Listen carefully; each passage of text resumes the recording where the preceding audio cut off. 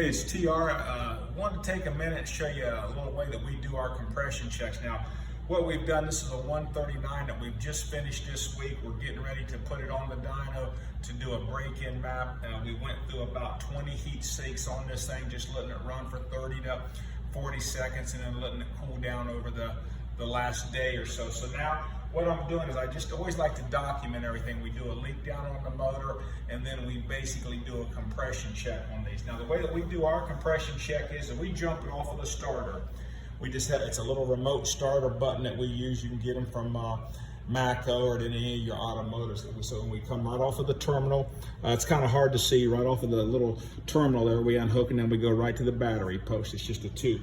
And then the way I've done it is I like to hook mine up. I hook up dual compression gauges. I do a front and a rear.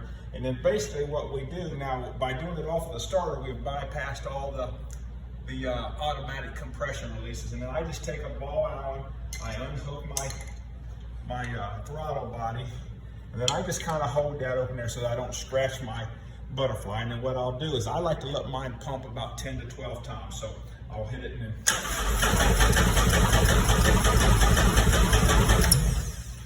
So by doing it that way, and then what I'll do is I'll come back, and if you look at that one, this is a 139. You got one that's reading 225, and the other one's about 225 to 223. So both of those cylinders are within 2 pounds of one another, and that's the way we like to keep them. So anyways, that way we've documented everything before it goes onto the dyno.